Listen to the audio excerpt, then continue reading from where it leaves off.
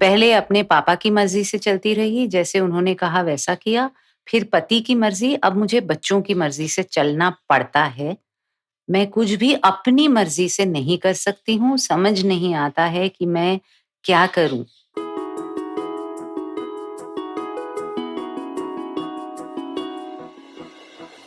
This is Mind, Body, Money with Ria, presented by GMAX Studios. Mind body money with me Riya एक English podcast है जिसमें हम औरतों के मानसिक, शारीरिक और आर्थिक सेहत यानी कि मेंटल, फिजिकल और फाइनेंशियल फिटनेस की बात करते हैं। आपके पास भी अगर कोई सवाल हो आप लिख सकते हैं mindbodymmoneypodcast@gmail.com पर। जवाब देंगे हमारे पैनल ऑफ एक्सपर्ट्स। नमस्कार, मेरा नाम अनिंदिता चैटर्जी है। मैं एक मेंटल हेल्थ काउंसलर हूँ। I am the mind part of this podcast. नमस्कार, मेरा नाम अंकिता कालसी है। I am a Pilates movement instructor. मैं इस पॉडकास्ट की बॉडी एस्पेक्ट कवर कर रही हूँ। Hi, I'm Ritu Sood Mathur. I'm an ex-banker and an independent financial planner. I am the money part of this podcast. आज mind body money with me Riya के इस season 1 का आखिरी episode है ये। This is the 20th episode. We have completed 5 months, लगा ही नहीं। और गुड बायज और थैंक यूज आखिर में कहेंगे। अभी कूद पड़ते हैं हमारी इस खत की ओर। इन्होंने बहुत इंतजार किया है, बहुत पहले लिखा था इन्होंने। ये एक खत आया है किसी और के बिहाफ पे, जो मैं ज्यादा इनकरेज नहीं करती। मैं सबको जो कहते हैं कि मेरी एक मामी है, मेरी एक चाची है, मेरी एक मौसी है, मेरी एक बहन है, मैं उनके बिहाफ पे लिख रही हूँ। मैं सबको कहती हूँ उनको बोलो खुद लिखे। इन्होंने भी कहा कि इनकी तो मतलब एक्सेस नहीं है इंटरनेट का इतना, तो एक एज एन एक्सेप्शन मैंने ले लिया है। I would like to take this opportunity to repeat our email ID. It's mindbodymoneypodcast@gmail.com. That's the name of the podcast, mindbodymoneypodcast@gmail.com. जिनको भी कोई सवाल पूछना है या कुछ क्वेरी है उनको कहिए खुद लिखें प्लीज। ये एक एज एन एक्सेप्शन मैं ले रही हूँ। इन्होंने कहा है कि उनकी एक जानकार है, उनकी परमिशन के साथ ही वो लिख रही हैं कि मेरे पति और बच्चे सब मुझे बहुत प्यार और बहुत केयर करते हैं, हर वक्त मेरा बहुत ध्यान रखते हैं, पर मुझे अपनी जिंदगी में एक बात खटकती है कि मैं अपनी मर्जी से कुछ नहीं कर पाती। पहले अपने पापा की मर्जी से चलती रही, जैसे उन्होंने कहा वैसा किया, फिर पति की मर्जी, अब मुझे बच्चों की मर्जी से चलना पड़ता है। मैं कुछ भी अपनी मर्जी से नहीं कर सकती हूँ, समझ नहीं आता है कि मैं क्या करूँ। मेरा एक ख्याल आया था कि बहुत प्यार और बहुत केयर के साथ कैसे ये मुमकिन है कि आपको अपनी मर्जी चलाने की आज़ादी ना हो। But I am not the expert, so I will hand you over to the expert Anindita. मैं हमेशा सोचती हूँ रिया कि प्यार पोजेशन में कैसे बदल जाता है और हम्म। और प्यार कंट्रोल में भी कैसे बदल जाता है। और अगर हम देखें तो क्या वो प्यार है? खैर, हम्म। ये बड़े एक्लेक्टिक से सवाल हो गए। Podcast is not about our सवाल। इन्होंने हम्म। जो लिखा है कि मेरी मर्जी से कुछ नहीं होता, मुझे सवाल ये है कि आपने मैं मान के चल रही हूँ कि इन्होंने कोई पहल ऑलरेडी की है घर वालों के साथ। कभी पापा के सामने कुछ बोला होगा, कभी बच्चों के सामने, कभी पति के सामने कि मेरी मर्जी, वो कहना कि मेरी मर्जी क्या है वो सामने रखना भी बहुत ज़रूरी है। तो मैं मान के चल रही हूँ कि इन्होंने ये कोशिश की है, नहीं तो फिर वो आती नहीं, बात ही नहीं करती। पर पर आपको क्यों लग रहा है कि ये किया ही होगा उन्होंने? नहीं, नहीं, नहीं, हाँ, नहीं, वही सही नहीं है। करते हैं, बहुत लोग नहीं आप करते। सही कह रही हैं रिया, शायद ये कोशिश ही नहीं हुई है। कभी-कभी ना मुझे लगता है रिया कि हम बहुतों में हमें ना हमारी जो ज़रूरतें हैं, द नीड, कि मेरी मर्ज़ी क्या है, उसको पहले जानना और फिर कम्युनिकेट करना नहीं सिखाया है, at least in the Indian context. क्योंकि पहले मम्मी-पापा ने बोला क्या हम्म। करना है, हम्म। हम्म। फिर शादी करा दी हम्म। तो कहा कि बेटा देखो घर सँभालना है, हस्बैंड का सुन के चलना है and all those hmm. Patriarchal messages जो हम तक पहुँचती हैं, औरतों तक, तो हमें भई मुझे क्या पसंद है तो पता ही नहीं।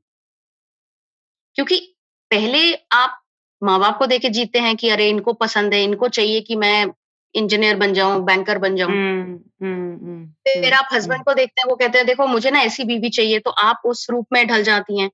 फिर बच्चे बोलते हैं mummy you are not cool enough यार मम्मी, क्या कर रही हो? तो हम उनके ज़रूरतें of being a cool mom करते रहते हैं।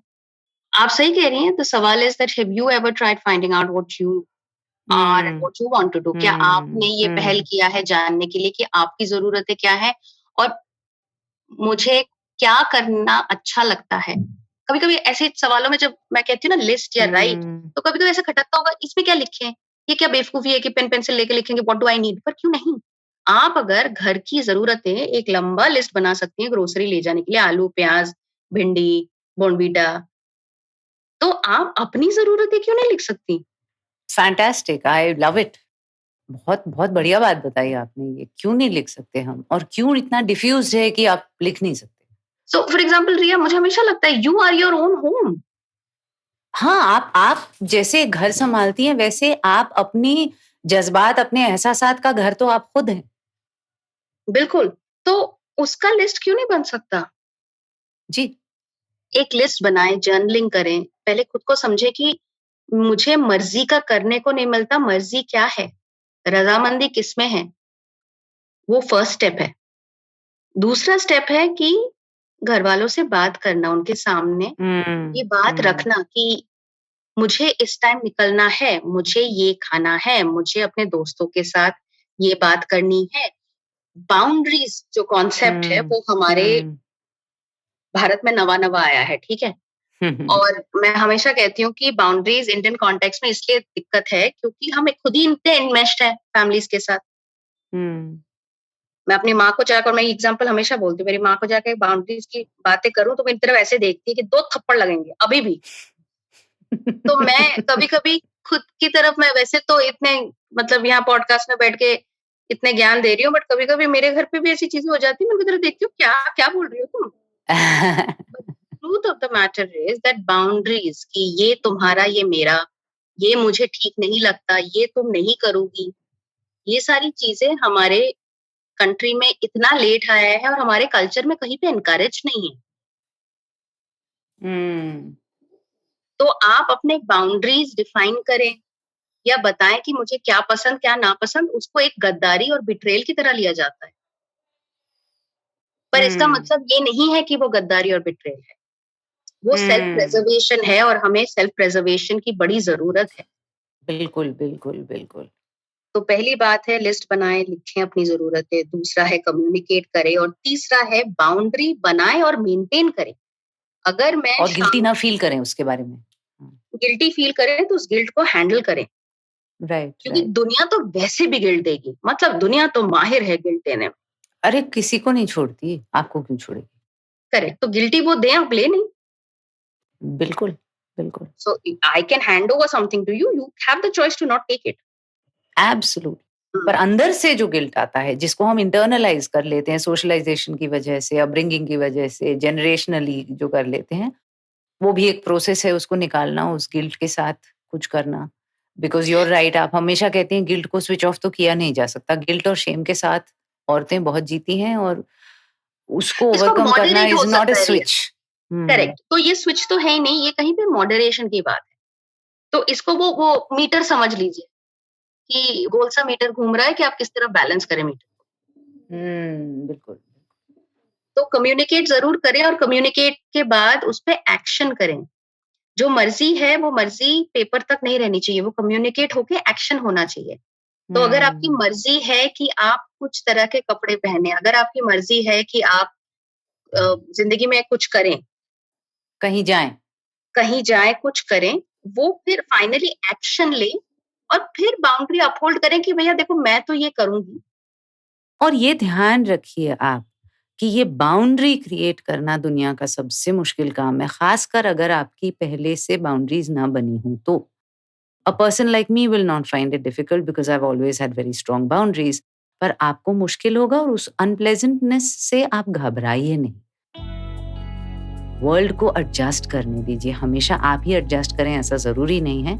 और इज्जत, तमीज, प्यार से बाउंड्रीज बनाई जा सकती हैं। अगले को भी धीरे धीरे समझ आने लगेगा कि आप कोई डिसरिस्पेक्ट या दुर्व्यवहार नहीं कर रही हैं, आप बस अपने दायरे बना रही हैं। पर ये जो प्रोसेस है ना, इससे लोग अक्सर पीछे हट जाते हैं। तो हम अनामिका जी आपसे यही कहेंगे कि इस प्रोसेस से मत डरिए। ये वही है जब हम डाइट पे जाते हैं और मीठे खाने की तलब होती है या कुछ इंडल्ज करने की तलब होती है, पर वो डिसिप्लिन जब बन जाता है, बाउंड्रीज के लिए भी अगले की ही डिसिप्लिन नहीं, अपनी डिसिप्लिन भी चाहिए होती है। अंकिता, वैसे तो कोई माइंड, बॉडी या मनी की क्वेरी है नहीं इस सवाल में, पर मैं इसको इसलिए लेना चाहती थी क्योंकि वो मानसिक, शारीरिक और आर्थिक लेंस से देखना तो हमारा काम है। लोग कई बार बस दिल में जो मलाल है उसको निकाल देते हैं, वो स्ट्रक्चर नहीं करते। तो इनका जो सवाल है कि मुझे बहुत प्यार से रखा गया है, मुझे बहुत जतन से हुँ, रखा गया है, पर मुझे कभी नहीं लगा कि मैं अपने फैसले खुद ले सकती हूँ, मैं अपने डिसीजंस ले सकती हूँ, मेरा कोई कंट्रोल है। हुँ। इसके लिए आप फ्रॉम द बॉडी एस्पेक्ट इन्हें कुछ बताना चाहेंगी? रिया, मुझे ये लगता है कि सबसे बड़ी चीज़ कंट्रोल के बारे में जो हमें पहले पता चलती है, वो है किसी चीज़ के बारे में अवेयर हो जाना।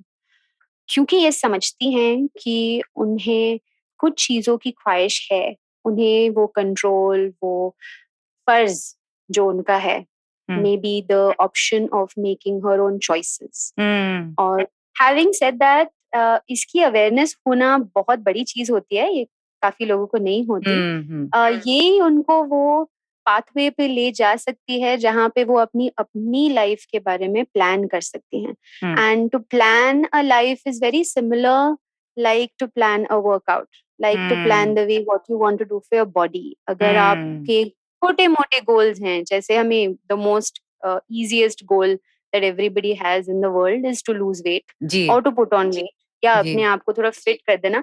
मैं उससे थोड़ा-सा पॉज़िटिव गोल आपको बताना चाहूँगी, वेरी सिंपली शायद एक हाफ मैराथन रन करना, जी, या जी, दैट इज़ जी, अ जी। नाइस पॉज़िटिव गोल, काफ़ी सारे लोग कर रहे हैं। In fact the hmm. Marathon in Bombay तो made everybody uh runner hmm, hmm, suddenly, hmm. Yeah very absolutely. Quickly and easily also.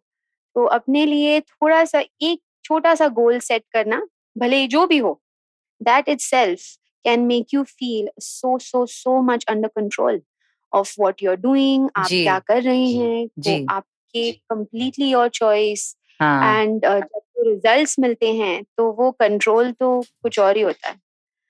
That feeling of acceleration. बिल्कुल सही।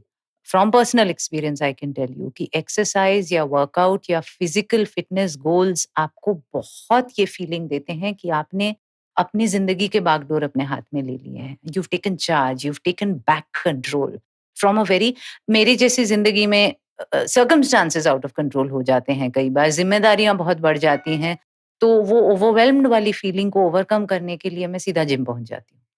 क्योंकि वो वेट आप उठा रहे हो, वो कार्डियो आप कर रहे हो, वो 15 मिनट अगर भागना है तो आप भाग रहे हो और आपको अचानक लगने लगता है कि ये मेरे हाथ में है, ये मुझसे कोई नहीं ले सकता। ये मेरी काबिलियत है और मेरी स्ट्रेंथ है। It's an empowering feeling rather than वो बेचारा सा अपने आप को लगना या सोचना। आपको और कम अपने अगर आप आप कह रहे हो कि आपके घरवाले आपको बहुत सहेज के सँभाल के रखते हैं, ये बहुत सुंदर बात है। पर इससे ना एक थोड़ी-सी कमज़ोरी वाली फीलिंग भी आ जाती है कि हम बड़े नाज़ुक हैं। हुँ, हुँ। तो उस नज़ाकत से ज़रा निकलिए, हाफ मैराथन दौड़िए। नहीं और कोई भी एक फ़िटनेस गोल चाहे हाफ मैराथन हो, चाहे डांस क्लासेस हों, चाहे योगा हो, आपको बहुत एक तो उससे खुद को शक्तिशाली और काबिल महसूस होगा और एक कंट्रोल की फीलिंग आएगी। मुझे ना ये भी लगता है कि अपनी फैमिली के साथ ही कर लो, जो आपको करना है। हुँ, उनको हुँ। अपने साथ लेके कर लो। कभी-कभी ये भी होता है कि आई मीन ऑफ कोर्स इनकी सिचुएशन शायद थोड़ी-सी अलग है, मैं थोड़ा-सा ऑफ जा रही हूँ, बट मेबी हमें ही लगता है कि शायद हमारी फैमिली हमें वो करना देना नहीं चाहती, बट हुँ, शायद हुँ। उन्होंने आपकी तरफ से वो साइड आपका देखा ही नहीं है। हुँ। आप उनके साथ कुछ करो, शायद वो आपको कोई दूसरी नज़र से देखने लग जाएँ। ये ना अंकिता बहुत ज़रूरी है। किसी दूसरी नज़र से कोई आपको देखे, एक ही नज़र से एक ही ढाँचे में ढालकर देखने के बाद कई सालों तक और ये तब्दीली आसान नहीं है। आपकी बातों से मुझे कैफ़े आज़मी साहब का वो बेहतरीन कलाम याद आ गया, उठ मेरी जाँ मेरे साथ ही चलना है तुझे। बहुत मुश्किल उर्दू है इसलिए पढ़ूँगी नहीं, पर उसकी 3 लाइनें हैं जो शायद हम सबको समझ में आ जाएँ, इतनी मुश्किल नहीं है। जन्नत एक और है जो मर्द के पहलू में नहीं, उसकी आजाद रविश पर भी मचलना है तुझे। उठ मेरी जान, मेरे साथ ही चलना है तुझे। तो ये याद रखिए, किसी के पीछे नहीं, किसी के सहारे नहीं, साथ चलना है। रितु, जब मैं इनका खत पढ़ रही थी तो ऑब्वियसली इसमें तो मैंने और अनिंदिता ने बहुत डिटेल में बात कर ली, पर क्योंकि मैं सोचती हूँ कि ये 3 चीजें हैं हमारी जिंदगी में और ये विजन था इस पॉडकास्ट को लॉन्च करने का कि मानसिक, शारीरिक और आर्थिक सेहत और स्वाधीनता के बिना आप एक आजाद, खुशहाल जिंदगी नहीं जी सकते। जी, ऑब्वियसली वी डोंट नो कि ये कमाती हैं कि नहीं कमाती हैं, इनकी जिंदगी क्या है। So I obviously can not ask you to weigh in on her particular situation. इसके बारे में इन्होंने कुछ लिखा नहीं है। पर ये कह रही हैं जिंदगी में लाड प्यार बहुत मिला है, पर अपनी मर्जी से कुछ नहीं कर पाई हैं। पहले पापा की मर्जी से चलती थी, फिर पति के और अब बच्चों के। और मुझे लगता है ये जो फीलिंग होती है कि लोग प्यार तो बहुत करते हैं पर मेरी कोई नहीं सुनता, या मैं अपनी मर्जी का कुछ नहीं कर पाती, इसका फाइनेंशियल इंडिपेंडेंस के साथ बहुत करीबी रिश्ता है। And which is why I think, हालांकि हम ये बात पहले भी कर चुके हैं, मैं आज फिर ये बात जनरली सबके लिए दोहराना चाहूंगी कि कितना जरूरी है to have a source of income and have control over it. बहुत जरूरी है रिया। फाइनेंशियल इंडिपेंडेंस जो है वो एक तरीके का आत्मसम्मान क्रिएट करता है किसी के लिए। जी जी। तो आप अगर फाइनेंशियली इंडिपेंडेंट हो और अगर आपकी कोई अपनी कमाई हो, चाहे उस कमाई को आप आके घर के खर्च में यूज कर लेते हो, चाहे वो सिर्फ अपने लिए ही यूज करते हो, ये जरूरी नहीं है कि आप उसके साथ क्या करती हो। लेकिन अगर आप अपने पैरों पे खुद खड़ी हो, एक तरीके से in terms of earning member हो, तो खुद को देखने का नजरिया बदल जाता है। खुद की वैल्यू एक तरीके से ना लगा पाती है और वैसे ही दुनिया भी आपकी वैल्यू लगाता है। ये जो रिया पता चलता है कि पहले इनकी जिंदगी पापा की मर्जी से, फिर पति की मर्जी से और फिर बच्चों की मर्जी से चलती है, तो मुझे नहीं लगता कि ये कहीं एम्प्लॉयड होंगी। शायद प्री जज कर रही हूँ, बट आई थिंक अगर इस धर्रे में आपकी जिंदगी चल रही है तो शायद आप कहीं बाहर जाके एम्प्लॉयड नहीं होंगी। लेकिन काम ये एंड ये मैं हमेशा कहती हूँ कि होम मेकर और उनको प्यार भी बहुत मिल रहा है, तो ये प्रोबेबली होम मेकर तो घर पे सबका ख्याल रख। मुझे भी ऐसा ही लगा पढ़कर कि ये शायद कमाती नहीं है। हाँ, लेकिन क्योंकि इनको इतना प्यार मिलता है, ये शायद अपने घर को बहुत ही अच्छे से, बहुत ही सुचारू तरीके से चलाती होंगी, क्योंकि उनको रिस्पेक्ट और प्यार की कमी नहीं दिखाई दे रही है। उन्होंने जो लिखा है उसमें वो कमी नहीं दिखाई दे रही है। तो मैं ये कहना चाहूंगी फाइनेंस के तौर से, क्योंकि मुझे लगता है कि अपनी सेल्फ वर्थ कभी कभी ना घर चलाना या लोगों की जरूरतें घर की तरफ पूरा करना, ये सब क्योंकि इसमें कुछ कमाई नहीं होती है, तो ये इसकी ना कोई आप वैल्यू नहीं लगा सकते हो। हालांकि it's invaluable, but because nobody is putting up value on it, तो आपको वो थैंकलेस जॉब की कैटेगरी में चला जाता है, कैटेगरी में आ जाता है। तो उसी जरिए से मुझे लगता है कि फाइनेंशियल इंडिपेंडेंस अगर कोई कमाते हो अपने, और कमाने के लिए जरूरी नहीं है कि आप कहीं एम्प्लॉयड हो और कहीं कुछ करें। अगर वो इतने सुचारू तरीके से अपना घर चलाती होंगी, आई एम श्योर वो उनका कोई पैशन होगा जिसको फॉलो करके उसको वो मोनेटाइज कर सकते। बिल्कुल 100%। चाहे और कुछ नहीं तो आज की तारीख में होम शेफ बहुत ही अच्छा प्रोफेशन है। बहुत ऐसे बच्चे हैं कहीं बाहर एम्प्लॉयड हैं, घर का खाना खाने की जरूर उनको हमेशा लालसा रहती होगी, तो ऐसा टाइप का कुछ काम। हमने एक ऐसा क्वेरी लिया था शुरुआत के दिनों में, आपको याद होगा, एक लड़की जो मुंबई में काम करती है और कचरा खाती है, घर के खाने की जरूरत है। जी जी जी जी जी, बिल्कुल बिल्कुल बिल्कुल। और उसमें हमने ये कहा था कि मतलब कैसे उनको अपनी सेहत के ख्याल के लिए ये कचरा नहीं खाना चाहिए। तो ऐसे बहुत बच्चे होंगे जिस शहर में भी आप रहती हैं, एंड आप ऐसा कुछ कर सकती हैं। मतलब कोई ऐसी चीज जो आप अपने लिए कर रही हो, ताकि आप अपनी वर्ड्स को जज कर सकें अपनी नजरों। और उसमें तो वही हो जाएगा जो इन्होंने कहा है कि मैं अपनी मर्जी से कुछ नहीं करती, ये आपकी मर्जी से होगा। बिल्कुल।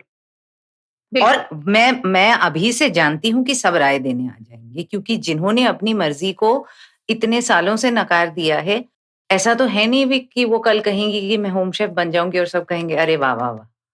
सब अपनी टिप्पणी सब प्यार से, दुलार से ही, नहीं मम्मी तुमसे नहीं होगा, तुम्हें नहीं आता, पति कहेंगे तुम्हें फाइनेंसेस समझ नहीं आते, तुम कैसे हिसाब रखोगी, बच्चे कहेंगे तुम्हें ऐप ऑपरेट करना आएगा क्या। तो आप इसके लिए भी तैयार रहिए कि 100 सवाल उठेंगे which will come from a place of love and a desire to protect you, but that may end up disempowering you. और आपको फिर भी अगर अपनी मर्जी चलानी है तो आपको कहना पड़ेगा कि नहीं मुझे तो ये करना है, अगर मुझे प्यार करते हो तो मेरा साथ दो। हाँ, हाँ, मतलब छोटे-छोटे कदम लें। मतलब ये नहीं कि होम शेफ तो आपने पूरा बहुत सारा मेन्यू तैयार कर दिया या कुछ किया। हमारे यहाँ पे पड़ोस में एक बेकरी है, वो खुद बेक नहीं करते हैं, पर बहुत सारी होम शेफ्स जो हैं वो उनको केक को सप्लाई करती हैं। तो दुकान उनकी है, बट बहुत सारी होम बेकर्स केक सप्लाई करती हैं जो वो दुकान में वो बेचते हैं। एंड इस तरीके से मतलब तो बहुत तरीके हैं जो आप अपने घर बैठे चीजें कर सकती हैं और अपने आप को सशक्त बना सकती हैं। तो बेसिकली पैसा एक तरीका है अपने आप को सशक्त बनाने का, जो यहाँ पे लग रहा है कि खाली वही बिल्कुल बिल्कुल। और इसमें जहां से लग रहा है कि उनकी खाली प्रॉब्लम यही है कि उनको लगता नहीं है कि वो अपनी मर्जी से कुछ कर सकती हैं, वो इसमें सिर्फ वो सशक्त नहीं है और फाइनेंशियल इंडिपेंडेंस आपको वो शक्ति देगा। मेरी एक फ्रेंड है जो पुणे में रहती है, शी सेज एक आंटी है उनके बिल्डिंग में, उन्होंने एक कमाल का बिजनेस शुरू किया है and because there are many students and young single working professionals, क्योंकि वहां पे बहुत सारे सिंगल वर्किंग प्रोफेशनल्स हैं और उनके वो बिल्डिंग और साथ वाले बिल्डिंग्स में बहुत हैं। आंटी का बिजनेस मॉडल बहुत कूल है, वो सिर्फ रोटियां बनाती है। हाँ, शी सेज बच्चे सब्जी बना लेते हैं या ऑर्डर भी कर लेते हैं, बट तंदूरी रोटी या बाहर की रोटी, शी सेज उनको घर की रोटी चाहिए होती है। वो सब्जी तो जोमेटो से भी आ जाती है या वो थोड़ा बहुत सब्जी वब्जी बनाना सीख लेते हैं या एक चिकन करी डिश ऑर्डर कर देते हैं वो ऑनलाइन, पर वो घर की रोटी वो ना बना पाते हैं, ना उनको दुकान पे मिलती है। So she only supplies rotis. Very good. So मतलब ये आपने बताया रोटी का, मैं जो कह रही थी कि मतलब केक बना के भेजती है, तो कुछ भी जो भी आप मतलब शायद इन्हें बेसन के लड्डू अच्छे लगते होंगे और अगर आप बनाती है ना तो मुझे थोड़े से भेज दीजिएगा, मुझे बहुत पसंद है। And on that sweet and happy note मुझे अब एक दुख भरी बात शेयर करनी पड़ रही है कि हम अभी यहाँ पे माइंड बॉडी मनी सीजन 1 का सफर खत्म कर रहे हैं और हम कोशिश करेंगे कि हम जल्द ही लौटें सीजन 2 को लेकर। So thank you Anindita, thank you Ankita, thank you Ritu, आपने बहुत साथ दिया, आपका बड़ा सहारा रहा और सीजन 2 में फिर मुलाकात जरूर होगी। बिल्कुल। लेकिन सीजन 2 में हमारी एक दोस्त हमारे साथ नहीं रहेंगी, अनिंदिता सीजन 2 में शामिल नहीं हो पा रही हैं। So Anindita, thank you so much for bringing to life mind body money with us. Thank you so much कि आपने इतने लोगों की मदद की और इतने लोगों को सजेशंस दिए, जिनके लिए तो वो शुक्रिया भी आपको ट्विटर वगैरह पे बोलते ही हैं। And wish you all the absolute best for all your future endeavours. Thank you Riya. पहली बात तो अपॉर्चुनिटी ऐसी मिलती नहीं है कि आप लोगों के साथ जुड़े डिफरेंट कंट्रीज से, स्टेट से, तो एक तो अपॉर्चुनिटी के लिए बहुत बहुत शुक्रिया। और औरतों के साथ बात करना और वो एनर्जी जो है रूम में, जो हमारी पॉडकास्ट रिकॉर्डिंग के समय हमेशा रहती है, वो मैं बहुत एंजॉय करती हूँ, बहुत एंजॉय करती हूँ और करती आई हूँ। और होपफुली आगे अगर कभी और मौका मिला तो जरूर MBM माइंड बॉडी मनी में वापस आएंगे, बात करेंगे। पर थैंक यू ऑल्सो अंकिता, बहुत सीखा बॉडी के बारे में।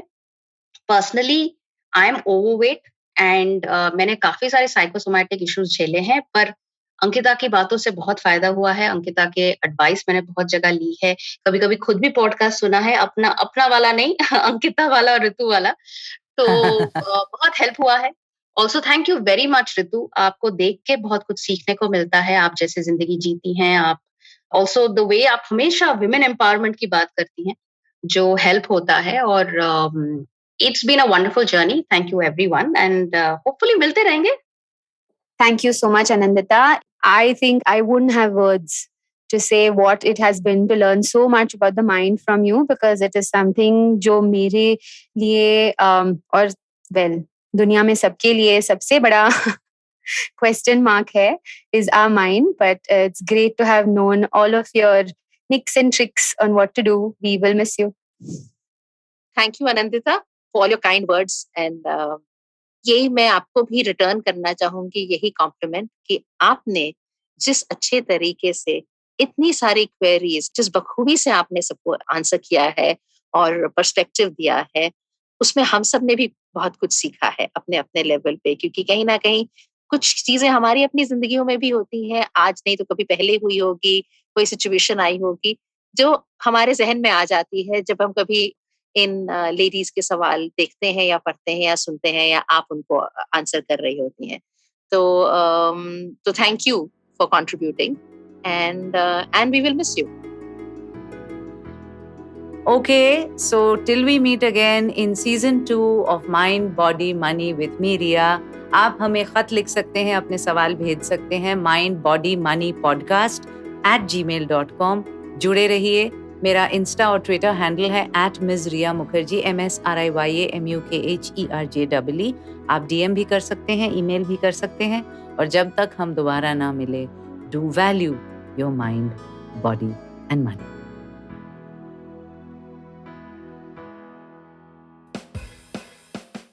That was Mind, Body, Money with Riya, presented by GMAX Studios. This podcast was produced by RM Word Pictures.